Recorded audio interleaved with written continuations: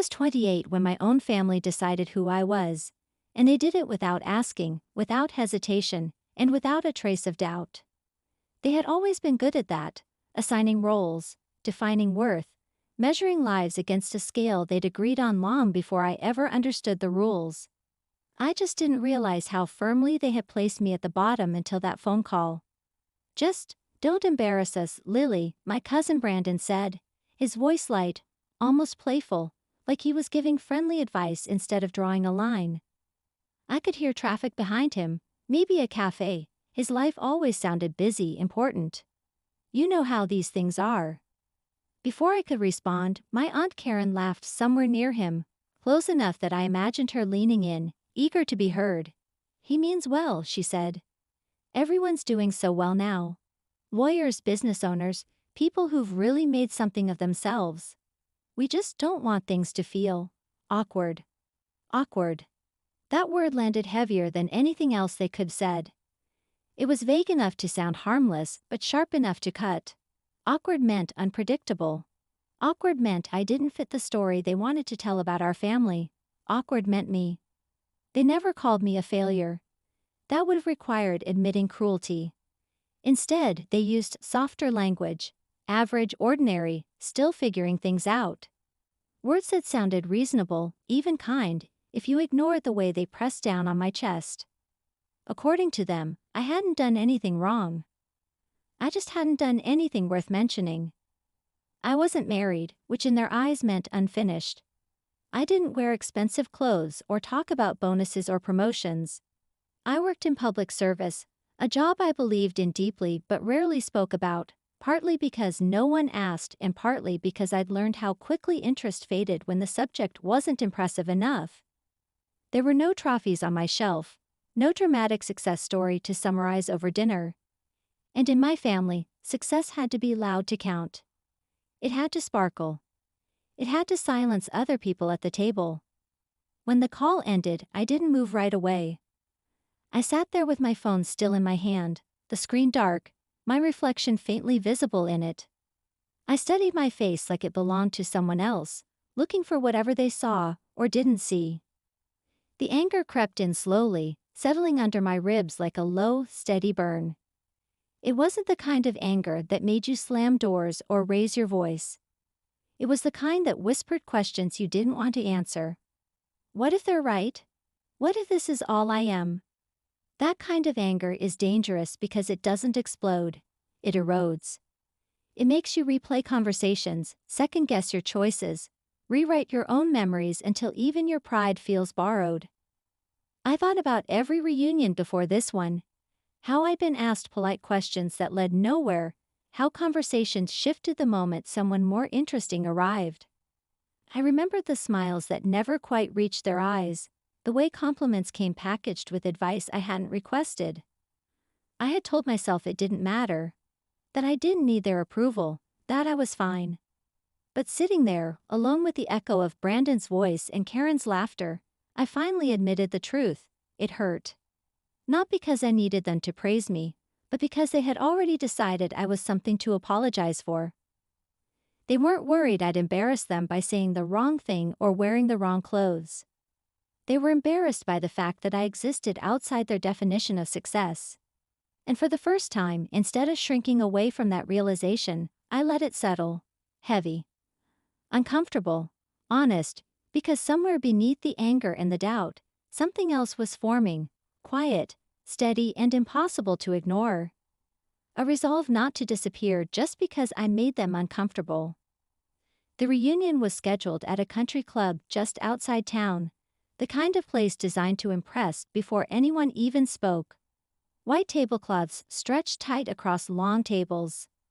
Crystal glasses waited to be filled. The building itself seemed to hum with quiet confidence, as if it had hosted enough important people to know exactly what mattered. This was the backdrop my family had chosen to measure one another again, to tally achievements between courses and let success speak louder than affection. I almost didn't go. That morning, I sat on the edge of my bed with the invitation resting in my hands like something fragile. The paper was thick, expensive, textured in a way that suggested importance. My name was printed neatly at the bottom, equal in size to everyone else's, but it didn't feel that way. Looking at it pulled me backward in time, to a smaller version of myself. 12 years old, legs swinging under a chair that was too big, listening to adults talk around me instead of to me. I remembered how invisible that felt, how I learned early to stay quiet, to nod, to take up as little space as possible. That same instinct rose in me now. A voice whispered that I didn't have to subject myself to it again. I could stay home, make an excuse. Let them keep their version of me frozen in time. Unfinished, unimpressive, safely predictable. If I didn't show up, they couldn't look at me the way they always did, curious for half a second, then politely uninterested. I stared at my reflection in the mirror across the room. I didn't look like someone who belonged at a country club reunion, at least not by my family standards. There was nothing flashy about me, nothing designed to provoke envy or admiration. And for a long moment, that felt like a failure rather than a choice. Then my phone buzzed. The sound cut through the room, sharp and sudden, pulling me out of my thoughts. I picked it up without thinking, and when I saw the name on the screen, something inside me shifted. "You still on for tonight? Mayor Thomas Reed." I read the message twice before it fully sank in. A small, involuntary smile touched my lips. The first one of the day. It wasn't pride that stirred in my chest. It was something gentler. Recognition, the simple comfort of being remembered without conditions. The truth was simple, and I held on to it like an anchor. I hadn't planned to prove anything. I hadn't built my life as a counter-argument to my family's opinions. I hadn't stayed late at work, taken on difficult projects, or chosen public service because I wanted applause. I had done it because it mattered to me. Because I believed in showing up for people who rarely had anyone show up for them. Because quiet work still counted, even if no one clapped for it. Somewhere along the way, without ceremony, without intention, that quiet life had crossed paths with his. Not through favors or introductions, but through long meetings, shared responsibilities, mutual respect earned slowly. He never treated me like an accessory or a background character. When he asked for my opinion, he listened. When he thanked me, it wasn't performative, it was specific, real. That mattered more than my family would ever understand. I typed back slowly, deliberately, my fingers steady. "Yes, I'll pick you up at 6. The moment I sent it, I set the phone down and exhaled, as if I'd been holding my breath all morning. The weight on my chest didn't disappear, but it shifted. It became lighter, more manageable. Hope nudged its way through the pain, not loud, not dramatic, but persistent. I wasn't suddenly confident. I wasn't immune to old wounds or old judgments, but I was no longer shrinking. For the first time that day, I stood up straighter, not because I felt impressive, but because I felt grounded. Whatever happened that evening, whatever looks or whispers awaited me, I knew one thing with quiet certainty. My worth didn't depend on how loudly I announced it, or on whether my family chose to see it at all. I arrived at the reunion hall with my coat wrapped tightly around me, the chill of the evening pressing against my skin, a reminder that stepping inside would be more than just a physical movement. It would be crossing a threshold into judgment, expectation, and old narratives. The hall itself was immaculately staged, polished wood gleaming under soft chandeliers, each table perfectly set with white linen and glinting glassware. Conversations flowed in smooth arcs, punctuated by polite laughter and the occasional clink of silverware. It smelled faintly of roasted chicken, polished brass, and subtle perfume. The sense of status and carefully curated appearances. As I stepped through the doors, the room's current shifted in the way I had learned to recognize over the years. Conversations dipped mid-sentence.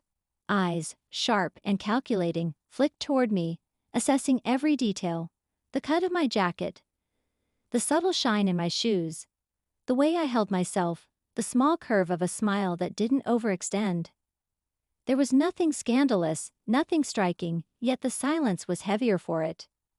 It was as though the room had expected a performance and was disappointed to find the ordinary, and ordinary had its own kind of audacity in a place like this. Aunt Karen's smile stretched too wide, eyes narrowing imperceptibly at the edges. Her lips pressed just enough to signal disapproval disguised as polite acknowledgement. Brandon gave a nod, subtle, loaded. You made it. Somehow you exist in this space, and it unsettles us. Their gestures were quiet, but I felt them, taut strings pulling at the edges of my composure. 15 minutes passed in this muted tension, long enough for me to feel my heartbeat in the hollow of my chest. Then the doors at the far end of the room opened again. A ripple ran through the tables before the eye could follow it, a subtle but undeniable charge of attention. Chairs scraped softly against the polished floor as heads turned, necks craning in the same direction. Someone was entering. Mayor Thomas Reed stepped inside. He didn't hurry. There was no announcement, no fanfare. He carried a calm authority that filled the room without demanding it. His shoulders squared, his gaze steady, his presence unassuming yet impossible to ignore. Every eye in the room tracked him with a mixture of curiosity and unease. People leaned forward slightly, the air thick with anticipation, like the moment before a storm breaks. He walked directly toward me, unflinching, his steps measured, as though the rest of the world had blurred into the background. I felt every stare land on me with the intensity of static electricity, prickling along my skin. My chest tightened, my pulse surged, and my hands pressed lightly against the sides of my coat, as if to anchor myself. Lily, he said, voice warm, confident, familiar, and he offered his arm in a gesture that was neither theatrical nor casual. It was intentional, a signal that I belonged here in a way my family had always struggled to recognize. Sorry I'm late. Council meeting ran long. The room froze. Conversations paused mid-air, cut off like a record skipping. Brandon's mouth opened, then closed again, as if the sound of speech had deserted him. Aunt Karen's color drained, pale creeping into her cheeks in a way that betrayed years of unspoken expectations. The whispers began, careful, hesitant, explosive all at once, circling around us like a current of gossip in a river too full to contain. We walked to the table together, steps synchronized, each movement charged with quiet defiance. Someone's laugh cracked, a brittle sound, and turned instantly into silence as they realized the gravity of what they were witnessing. Mayor Reed, what an honor, a voice trailed, hesitant. He didn't sit. He let the room hold its suspense. Instead, he tapped his glass gently, a soft, commanding signal. I hope you don't mind, he said, measured and steady.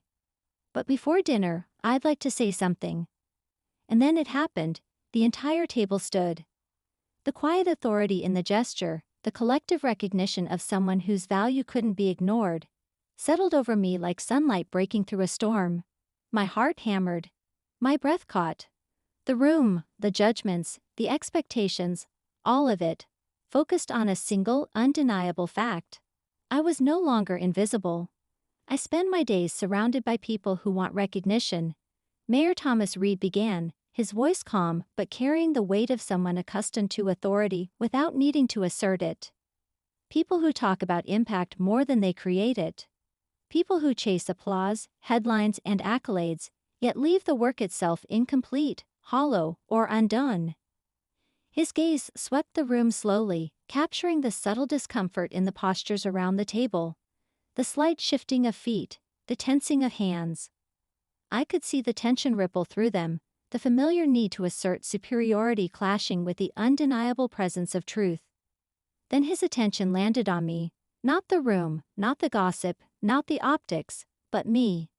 But this young woman, Lily Harper, never once asked for attention. The words were deliberate, each syllable measured, precise.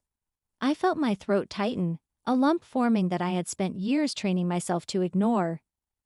The silence in the room pressed in around me, thick and heavy, but not suffocating. It felt like a pause, a clearing of space that allowed honesty to enter without interference. She helped design the community housing initiative that kept 300 families off the streets last winter, he continued, his tone steady, unwavering. Each word landed like a stone in a pond, rippling through my chest.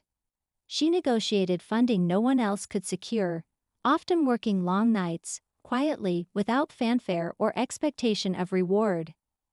And when we needed someone we could trust, we trusted her. His eyes met mine briefly, and in that moment, I felt the full weight of recognition, not fleeting praise, but acknowledgement of effort, skill, and character. I could hear the soft intake of breaths from the table behind him. Conversations had ceased entirely. Forks and knives lay idle against plates, glasses held halfway to lips, heads cocked in curiosity and slowly disbelief. Aunt Karen's smile froze, strained and taut. Brandon's posture stiffened, hands gripping the edge of his chair, unable, or unwilling, to meet my gaze. My pulse throbbed in my temples, not from pride, but from an unfamiliar, raw validation that I had quietly yearned for yet never sought in this environment. Mayor Reed's expression softened as he smiled, the warmth genuine, without ceremony. She's one of the most capable public servants I know.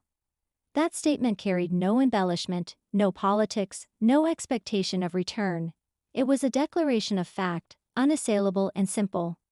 The room remained motionless for a moment, suspended in recognition and astonishment. I could feel the air itself shift around me, as if the space had expanded to finally accommodate something it had long refused to acknowledge, my worth. Then the applause began. Tentative at first, hesitant, as though people were testing the boundaries of decorum against the surprise of truth. It grew steadily, building into a crescendo of genuine clapping, the sound swelling against the walls. Some clapped quickly, out of instinct. Others clapped deliberately, reluctantly, but all clapped, and all eyes, however unwilling, had to follow the truth that had just been spoken aloud. Aunt Karen clapped too hard, fingers knocking against the glassware with a jolt of tension. Brandon's hands remained clasped, avoiding my eyes entirely. I didn't smile. Smiling would have been performative, a concession to their expectations. Instead, I inhaled deeply, exhaling slowly, feeling the air settle inside me in a way it hadn't for years. For the first time, I felt visible, not as a foil to others, not as someone to be measured, pitied, or compared, but as myself. Fully, completely, undeniably. I wasn't seeking validation from anyone in that room, but I had never anticipated its power when it arrived unbidden. Recognition, real recognition, wasn't loud or flashy. It was steady, precise, and profoundly grounding. And in that moment, as the echoes of applause reverberated against the high ceilings, I realized I was finally being seen. Not by contrast, not as an afterthought, but as Lily Harper. And for the first time in years, that was enough. Dinner had ended hours ago, but the energy of the evening hadn't settled. The air inside the hall had been thick with silverware and whispered astonishment. Now, outside under the soft glow of string lights, it hummed with a different kind of attention, one that was focused on me, unexpectedly and fully. My relatives drifted toward me in clusters, eager to fill the spaces of ignorance with their sudden recognition. "You never told us," someone exclaimed, voice high with disbelief. "We had no idea." Another added, eyes wide, leaning in as if proximity could make up for years of neglect. "We're so proud of you." Came a chorus of congratulations, hasty and breathless, spilling out in waves. Their tone was unfamiliar, urgent, almost fragile, like they were discovering a treasure they had overlooked all along. I nodded politely at each declaration, my smile courteous, contained. Inside, I cataloged the words, noticing the disconnect between their astonishment and the steady pulse of my life that had always been there, quiet and consistent, unnoticed yet effective. I had imagined how this night might unfold in the shadows of my anxiety. Questions laced with skepticism, awkward silences, sideways glances. But the reality felt strange and slightly disorienting. Years of invisibility had conditioned me to absorb attention cautiously, to measure every compliment against the risk of ridicule. And yet here it was. Recognition offered freely, without judgment, delivered not as a token but as an acknowledgement of fact. When the crowd thinned, I stepped away from the clamor, seeking the dimmer calm of the patio. String lights stretched across the darkened sky, droplets of amber suspended like fireflies in the night. The quiet was almost startling, a contrast to the clattering voices of the hall. I was alone, almost, but not completely. Aunt Karen approached, her steps measured, her expression uncertain. The years of familial authority and critique were etched in the tightening around her eyes, but tonight, the edges softened. "I guess we misjudged you," she said quietly, almost as if confessing a secret. Her voice carried the weight of all the unspoken assumptions she had made, the judgments she had leveled without pause. I met her gaze calmly, grounding myself in the clarity I had gathered over the evening. I could feel the steady rhythm of my breath, the pulse of my own worth independent of her approval. "No," I said. "You judged what you could see." The words hung in the air between us, clear and immovable. There was no malice in them, only truth. She opened her mouth, hesitated, closed it again. No response came. She had no answer for the quiet certainty in my tone, no counterpoint to the evidence of years I had quietly amassed, unseen but undeniable. By the car, Mayor Thomas Reed waited, leaning casually against the hood. He looked at me, not with judgment, not with ceremony, just steady presence. "You okay?" he asked softly, voice a low anchor after the storm of familial attention. I nodded, shoulders loosening for the first time all night. "Yeah, I think I am." There was a deeper satisfaction in that acknowledgement than in any applause I had witnessed, any nod of approval from the room. This victory was mine alone. It was in knowing I had never needed them to understand, never needed them to stand, never needed their definitions to validate mine. They had called me average because my success didn't glitter in their mirrors. They had measured me with their yardstick, expected me to conform to the shapes they recognized. But that night, under the string lights, I realized something more profound. You don't embarrass people by being underestimated. You embarrass their assumptions, by becoming undeniable. And in that undeniable quiet, I felt the weight of years lift. Not with triumph over them, but with the steady, unwavering recognition of myself. Finally, the world, and not just my family, was witnessing Lily Harper as she had always been, capable, measured, impactful, and entirely her own.